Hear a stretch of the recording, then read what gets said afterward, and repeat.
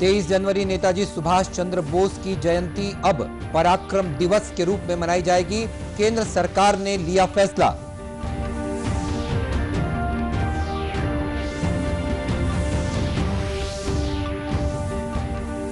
मुख्यमंत्री ने कहा कि भारत में सबसे पसंदीदा निवेश स्थलों के रूप में उभरा छत्तीसगढ़। असम प्रवास के दौरान उद्योग परिसंघ के प्रतिनिधियों से की मुलाकात।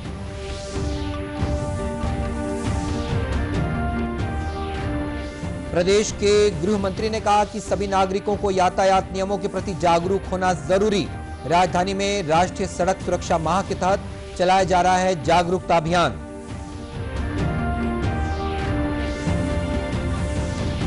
और प्रदेश में 10,000 से अधिक स्वास्थ्य कर्मियों को लगाया गया कोविड का टीका। कोरिया जिले में सूचीबद्ध तरीके से लोगों को लगाए जा रहे हैं टीके।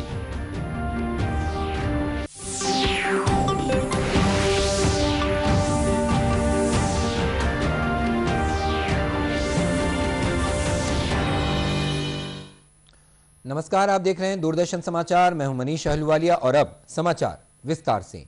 केंद्र सरकार ने हर वर्ष 23 जनवरी को नेताजी सुभाष चंद्र बोस की जयंती को पराक्रम दिवस के रूप में मनाने का फैसला किया है।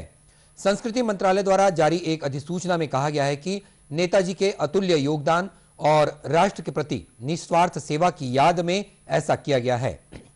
नेताजी सुभाष चंद्र बोस की 125वीं जयंती पर 23 जनवरी से इस पराक्रम दिवस को शुरू करने का निर्णय लिया गया है, जिससे राष्ट्रीय और अंतर्राष्ट्रीय स्तर पर उनके योगदान को याद किया जा सके। मुख्यमंत्री भूपेश बघेल ने कहा है कि भारत में सबसे पसंदीदा निवेश स्थलों के रूप में छत्तीसगढ़ भी उभरा है। राज्य सरकार ने पिछले 2 सालों में उद्योगों को बढ़ावा देने के लिए अनेक कदम उठाए हैं। छत्तीसगढ़ की नई औद्योगिक नीति समावेशी आर्थिक विकास पर केंद्रित है। श्री बघेल ने खाद्य प्रसंस्करण, एथेनॉल, रत्न और आभूषण और लघु वनोपज के बारे में जानकारी दी। मुख्यमंत्री ने अपने असम प्रवास के दौरान छत्तीसगढ़ में विनिर्माण और पूंजी निवेश को बढ़ावा देने के लिए उत्तर पूर्व क्षेत्रों के औद्योगिक संगठनों और उद्योगों के प्रतिनिधियों से भी मुलाकात की है। प्रदेश के गृह मंत्री ताम्रध्वज साहू ने कहा है कि सड़क दुर्घटनाएं रोकने के लिए सरकार पूरी कोशिश कर रही है। वहीं सभी नागरिकों को यातायात नियमों के प्रति जागरूक होना भी जरूरी है। राजधानी रायपुर में राष्ट्रीय सड़क सुरक्षा माह के शुभारंभ के मौके पर गृह मंत्री ने कहा कि यातायात पुलिस सड़क दुर्घटनाओं में कमी लाने लोगों को जागरूक कर रही है। यह अभियान 17 फरवरी तक चलाया जाएगा। उन्होंने कहा कि पिछले साल की तुलना में इस साल सड़क हादसों में कमी आई है। वर्षों में लगभग 1 सप्ताह सड़क सुरक्षा सप्ताह मनाया जाता था और उस दरमियान लोगों में जागरूकता लाने के लिए बहुत सारे प्रयास किए जाते थे।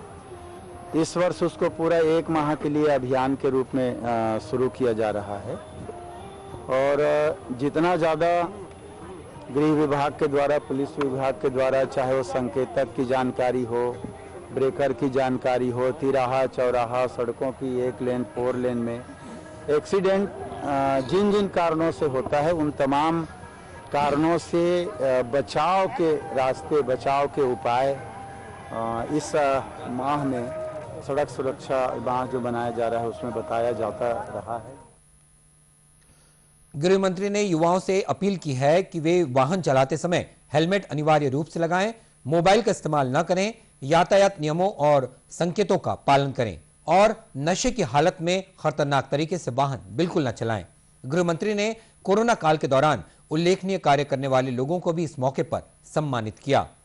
इसी तरह जशपुर जिले में सड़क सुरक्षा माह के दौरान कलेक्टर महादेव कावरे और पुलिस अधीक्षक बालाजी राव ने अंजोर रथ को हरी झंडी दिखाकर रवाना किया। उन्होंने शहर में मोटरसाइकिल रैली भी निकाली, जिसमें लोगों को यातायात नियमों की जानकारी दी गई। कलेक्टर महादेव कावरे ने कहा कि यातायात नियमों का पालन कर दुर्घटनाओं को रोका जा सकता है। वहीं पुलिस अधीक्षक बालाजी राव ने कहा कि यातायात नियमों का पालन करें और दूसरों को भी इसके लिए प्रेरित करें। निर्देशानुसार 1 माह का सड़क सुरक्षा माह मनाया जा रहा है इस बार और इसके माध्यम से यातायात के प्रति जागरूकता पैदा करना हमारा मुख्य उद्देश्य, हमारी मुख्य मंशा है। हेलमेट का दोपहिया वाहन चालक हेलमेट पहने, कार चालक सीट बेल्ट लगाएं और ट्रैफिक सिग्नल्स का पालन करें। यही हमारा उद्देश्य है और बड़ी संख्या में सड़क दुर्घटना में मौतें जो है वो एक अलार्मिंग सिचुएशन है। इससे बचने के लिए हम सभी नागरिकों को जागरूक होना पड़ेगा, ट्रैफिक संकेतों के प्रति बच्चों को जागरूक करना पड़ेगा। सड़क सुरक्षा माह के दौरान व्यावसायिक वाहन चालकों का स्वास्थ्य परीक्षण, वाहनों की प्रदूषण जांच, लाइसेंस जांच की जाएगी। साथ ही स्कूली विद्यार्थियों के लिए सड़क सुरक्षा से जुड़े नारे, क्विज, निबंध और चित्रकारी प्रतियोगिता भी आयोजित की जाएगी। देश में अब तक कोविड से 1,02,28,000 से अधिक लोग स्वस्थ हो चुके हैं। इसके साथ ही स्वस्थ होने की दर बढ़कर 96.66% हो गई है। पिछले 24 घंटों में कोविड के 10,064 मरीजों की पुष्टि हुई है। इस दौरान 17,400 से अधिक लोग संक्रमण से मुक्त हुए हैं। ठीक होने वालों की संख्या मौजूदा सक्रिय मामलों का 50 गुना से भी अधिक है। स्वास्थ्य मंत्रालय ने बताया है कि देश में संक्रमण से मरने वालों की संख्या में कमी आई है और अब ये 1.44% ही रह गया है। देश में पिछले 24 घंटों के दौरान कोरोना से 137 लोगों की मौत हुई है। यदि छत्तीसगढ़ की बात करें तो छत्तीसगढ़ में पिछले 24 घंटों के दौरान कोरोना के 471 नए मामले सामने आए। वहीं वर्तमान में 5,995 लोग विभिन्न अस्पतालों और होम आइसोलेशन में अपना उपचार करवा रहे हैं। कोरोना के 2,93,972 मामलों में से 2,84,412 लोग अब तक पूरी तरीके से ठीक हो चुके हैं। छत्तीसगढ़ में 10,000 से अधिक स्वास्थ्य कर्मियों को कोविड का टीका लगाया गया है। टीके के कारण किसी भी तरह के बड़े नकारात्मक प्रभाव की पुष्टि नहीं हुई है। प्रदेश के कोरिया जिले में 3 स्थानों पर टीकाकरण का कार्य किया जा रहा है। पटना सामुदायिक स्वास्थ्य केंद्र, चिरमिरी और मनेन्द्रगढ़ स्वास्थ्य केंद्र में प्रशिक्षित टीम टीका लगा रही है। अब तक सूचीबद्ध 300 लोगों में से 170 लोगों को कोविड का टीका लगाया जा चुका है, जिनमें किसी भी प्रकार का साइड इफेक्ट्स नहीं पाया गया है। यहां पर स्वास्थ्य कार्यकर्ताओं के बाद आंगनवाड़ी कार्यकर्ताओं और मितानिनों को टीका लगाया जा रहा है। उन्होंने बताया कि टीका लगाने के बाद उन्हें किसी भी तरीके की कोई भी परेशानी महसूस नहीं हुई है। मैं 27 नंबर वार्ड की मितानी हूँ। मुझे अभी वैक्सीन लगा है आधा घंटा पहले और कोई भी रिएक्शन नहीं हुआ है। सर, मेरा नाम भागवती जगतारे है। मैं वार्ड नंबर 27 एकता नगर की मितानिन हूँ। अभी मेरा कोरोना वैक्सीन लगा है, कोई प्रॉब्लम नहीं हो रही इससे। जिले के मुख्य चिकित्सा और स्वास्थ्य अधिकारी डॉक्टर रामेश्वर शर्मा का कहना है कि टीका लगने के बाद कुछ लोगों को हल्का बुखार महसूस हुआ, जो एक सामान्य प्रक्रिया है। उन्होंने बताया कि लोगों में टीकाकरण को लेकर काफी उत्साह है। 3 जगह हमारे कोरोना वैक्सीनेशन कार्य हो रहा है। एक चिरमिरी में, मैनगढ़ में और बैकुंठ ब्लॉक में, पटना में। तीनों जगह हमारा परसों 300 लोगों का लिस्ट था, जिसमें से 170 लोग लगा। आज भी काफी लोगों का वैक्सीनेशन हो चुका है और मैं आपको बताना चाहूँ, इतने लोग लगने के बाद भी लगभग 200 से ऊपर हो चुके हैं। किसी तरीके कोई मेजर साइड इफेक्ट नहीं मिला है। इंजेक्शन लगने बाद घर जाके हल्का फुल्का बुखार कुछ लोगों को होता है, ये सामान्य प्रक्रिया है इम्यूनिटी डेवलप होने की। इनको हम साइड इफेक्ट नहीं बोलते।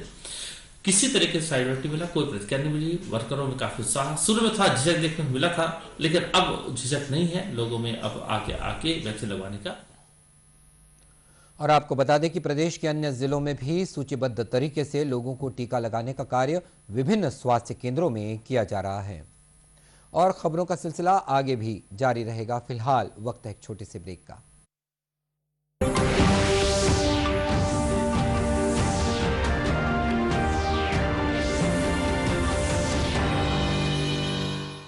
क्या बात है, बहुत सही लग रहा है। 3 महीने में पैसे डबल, वाह। फास्ट और हाई रिटर्न्स भी। क्या स्कीम है? कल तो नहीं थी यहाँ। और कल होगा भी नहीं। तूने कभी 5 ओवर में डबल सेंचुरी मारी है? ऐसे स्कीम के बहकावे में आके हम धोखा खा सकते हैं। और आरबीआई कहता है अपना पैसा सुरक्षित रखो और समझदारी से निवेश करो। अगर ज्यादा रिटर्न के पीछे भागोगे तो रिस्क भी उतना ही उठाओगे। और फास्ट रिटर्न से बच के, और फास्ट बॉलिंग से भी। आरबीआई कहता है जानकार बनिए, सतर्क रहिए।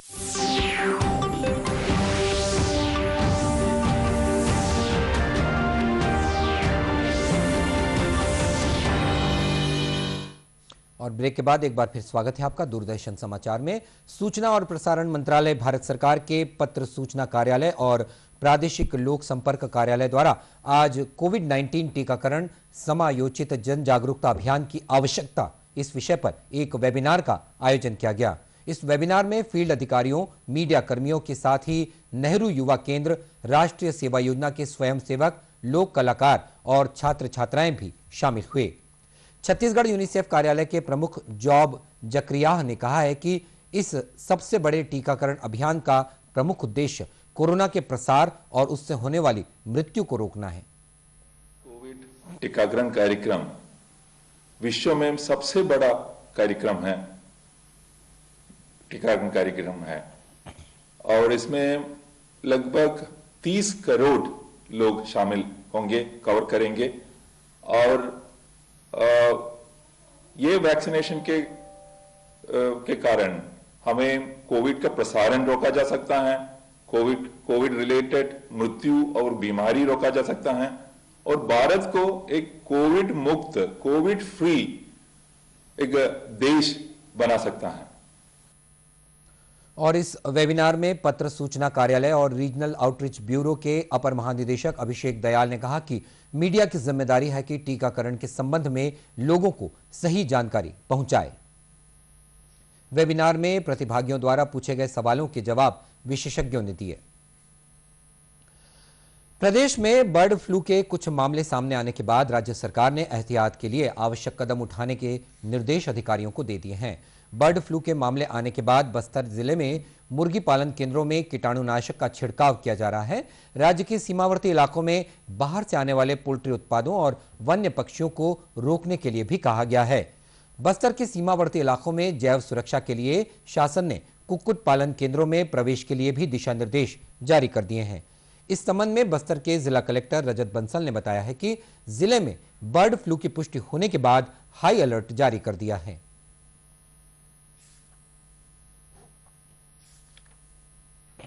पिछले एक हफ्ते में हमने कुछ केसेस भेजे थे टेस्ट करने के लिए, उसमें से 2 केस कंफर्म बर्ड फ्लू के आए हैं। अभी जो देखा जा रहा है सामान्य रूप से कौवे और कबूतर में बर्ड फ्लू की देखे जा रहे हैं केसेस। मुर्गी में अभी बस्तर जिले में नहीं फैला है, लेकिन एहतियात के रूप में हमने सभी चीज़ों को हाई अलर्ट कर दिया है। जिला प्रशासन की ओर से हमने विशेष टीम्स बनाई हैं जो कि हर ब्लॉक में जा कर के जहाँ भी मुर्गे का सेवन होता है, चाहे वो ढाबा हो, चाहे वो किसी प्राइवेट पोल्ट्री फार्म की व्यवस्था हो, वहीं सब में हम लोग सैनिटाइजेशन, उपयुक्त जो बायो सेफ्टी के मेजर्स हैं उसको इंश्योर कराने के लिए हमने टीम्स बनाई हैं। राज्य शासन से जैसे दिशा निर्देश आए हैं कि बस्तर जिले में जितने भी सीमावर्ती जिले हैं या राज्य हैं, उन सभी से जो पोल्ट्री प्रोडक्ट्स का माल सप्लाई होता है उसको हम लोग अपने जिले के बॉर्डर में एंटर नहीं करने देंगे। श्री बंसल ने लोगों से कहा है कि आसपास के इलाकों में मुर्गी अथवा मृत पक्षी दिखने पर उसे हाथ से न छुएं और इस संबंध में जिला कंट्रोल रूम को शीघ्र सूचित करें। दंतेवाड़ा जिले में सुरक्षा बलों और माओवादियों के बीच हुई मुठभेड़ में कुछ माओवादियों के जख्मी होने की खबर है। दंतेवाड़ा जिले के पुलिस अधीक्षक अभिषेक पल्लव ने बताया कि बोलागुंडा की पहाड़ियों में माओवादियों की मौजूदगी की सूचना पर डीआरजी, एसटीएफ और जिला पुलिस बल की टीम घटनास्थल के लिए रवाना की गई थी। पहाड़ियों में दरबार डिवीजन के शीर्ष नक्सलियों चैतू, देवा, विनोद की सटीक सूचना पे कल दंतेवाड़ा डीआरजी की पार्टियां निकाली गई थी। आज सुबह 5:30 बजे नक्सलियों के डेरे के ऊपर पुलिस बल द्वारा जो है हमला किया गया, जिसमें कि नक्सली वहां से पुलिस पर फायरिंग करते हुए भागने में सफल रहे। वहां पे काफ़ी खून के धब्बे, 8 से 10 टेंट, काफ़ी सारा एक्सप्लोजिव, AK-47 के कुछ मैगजीन्स, राउंड्स और काफ़ी दस्तावेज मिले हैं। पुलिस लगातार नक्सलियों का पीछा कर रही है।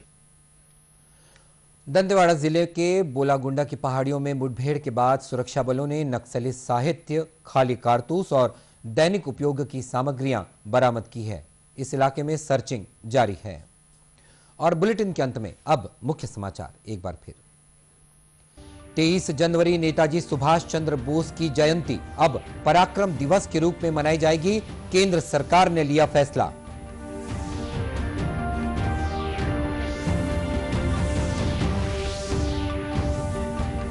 मुख्यमंत्री ने कहा कि भारत में सबसे पसंदीदा निवेश स्थलों के रूप में उभरा छत्तीसगढ़। असम प्रवास के दौरान उद्योग परिसंघ के प्रतिनिधियों से की मुलाकात।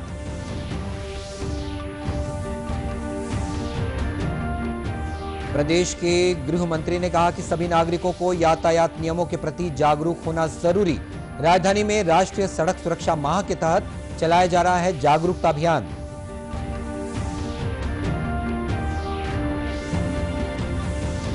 और प्रदेश में 10,000 से अधिक स्वास्थ्य कर्मियों को लगाया गया कोविड का टीका।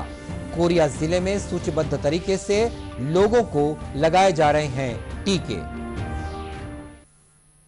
इस बुलेटिन में इतना ही, लेकिन एक जरूरी संदेश। कोरोना से बचाव के लिए मास्क, सैनिटाइजर के साथ ही सोशल डिस्टेंसिंग का भी आप पालन करें। याद रखिएगा, कोरोना को हराना है, मास्क जरूर लगाना है। और इसी के साथ ये समाचार बुलेटिन समाप्त हुआ। नमस्कार।